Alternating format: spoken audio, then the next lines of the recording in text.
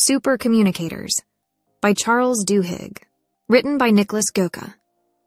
One-sentence summary. Supercommunicators is a guide to connecting more genuinely and efficiently with other people thanks to identifying 3 kinds of recurring conversations and then aligning with others to help everyone feel heard, validated, and get what they want. Favorite quote from the author. The right conversation at the right moment can change everything. Charles Duhigg. What was a conversation that changed your entire life? Try to remember one. Perhaps it was an emotional breakup over FaceTime, an offhand comment that ended up burning an important bridge. Maybe it was a heated family discussion that ultimately helped you find clarity and make an important decision. In Charles Duhigg's case, he was once asked to manage multiple people as part of a complex project. With a Harvard MBA and years of communication experience as a journalist, what could go wrong? A lot, it turns out. At one point, a colleague told him they felt unheard. Duhigg yet again only rattled off a list of suggestions until he heard it point blank. You're not listening to me. Thankfully, Duhigg reflected on his own failure and started calling scientists and experts.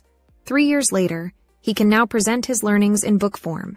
Supercommunicators: How to Unlock the Secret Language of Connection.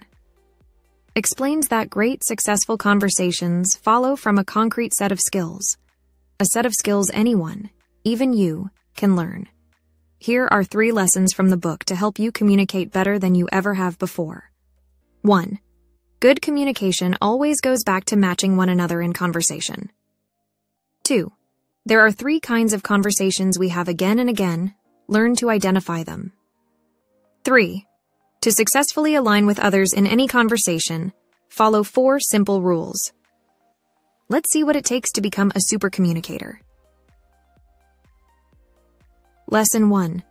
The root of all great communication is alignment with other human beings. When he was 18, Alex Hormozi worked for a fur coat dealer. One day, a lady made a scene about a button coming off. Instead of defending his product, John, the store owner, got worked up on the lady's behalf. Mrs. Johnson, this is outrageous. Who sold this coat to you? We'll fire them immediately. Ironically, this quickly calmed the lady down. Oh, it's not so bad, this happens.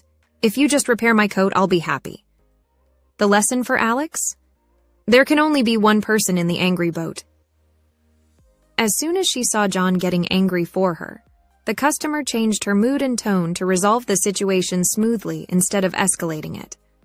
In the book, Duhigg calls this the matching principle. It's the most important aspect of being a great communicator. Effective communication requires recognizing what kind of conversation is occurring and then matching each other. He writes, aligning with others is about more than just mimicking them. To become a supercommunicator, we need to listen closely to what's said and unsaid, ask the right questions, recognize and match others' moods, and make our own feelings easy for others to perceive.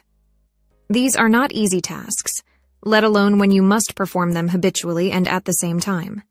But they are all learnable skills, and that's what we'll get into next. Lesson 2. Most of our conversations fall into one of 3 important to recognize categories. To align with people, you must quickly identify what kind of conversation is taking place. That requires a framework to place conversations in, and said framework marks the core of Duhigg's book. These 3 conversations are our most common. 1. The what's this really about conversation, which is logical and analytical in nature and requires a decision-making mindset. 2. The how do we feel conversation, which is dominated by our emotions, beliefs, and memories. It requires an emotional mindset. 3. The who are we conversation, which touches on our relationships, how we are seen by others and see ourselves, and our social identities. This one asks us to be in a social mindset. When we're in what's this really about mode, we must determine what to talk about and how we'll arrive at conclusions together. That means understanding we are negotiating, figuring out what everyone wants, and then using either data and reasoning or stories and compassion to achieve consensus. In How Do We Feel Conversations, We need to listen for vulnerabilities, hear what is unsaid, and just as important, we must show we are listening, Duhigg writes. That takes matching people's mood and energy, asking deep questions, ensuring you've understood, and showing vulnerability. Conversations that deal with the question, who are we, are tough. They're about our role in larger groups. To navigate the tricky waters of race, politics, and we must remind everyone they have multiple identities, get people on equal footing, and then leverage our existing roles into a new shared group. Many conversations go through all three of these stages, so let's see how we can become fluent in identifying and moving through them. Now, before we get into lesson number 3, if you love learning and growing thanks to books like this one, you should download our free list of the 7 best self-help books of all time. After summarizing over 1,000 books, we handpicked these 7 top titles and curated them in a beautifully designed, easily skimmable PDF. It will help you pick your next great self-improvement read. Just enter your email using the link below this video, confirm in your inbox, and we'll instantly send you the list, free of charge. Alright, let's dive into lesson number 3. Lesson 3. Use 4 rules to turn any discussion into a learning conversation, and thus find alignment with others. The most important takeaway from Duhigg's book might be this. When you try to turn every conversation into a learning conversation, you'll quickly get better at identifying types of discussions, and thus also at matching and connecting with other people. Duhigg suggests 4 rules you can follow in order to do so. 1. Pay attention to what kind of conversation is happening. 2. Share your goals and ask others for theirs. 3. Ask others about their feelings and share your own. 4. Consider if identities might be important to this discussion. This is an extremely practical 4-step framework you can follow in any exchange. For example, if a close colleague tells you she is struggling with finishing a big report, does she seem like she wants to be helped, hugged, or simply heard? Depending on your answer, you can settle into a decision-making, emotional, or social mindset. Is there something I can do to help? And do you remember why you applied for this job? Are questions you can then use to dig deeper. Also notice clues, like whether she's changing the subject or her body language. Let's say she tells you she is stressed by her non-work life as a single parent.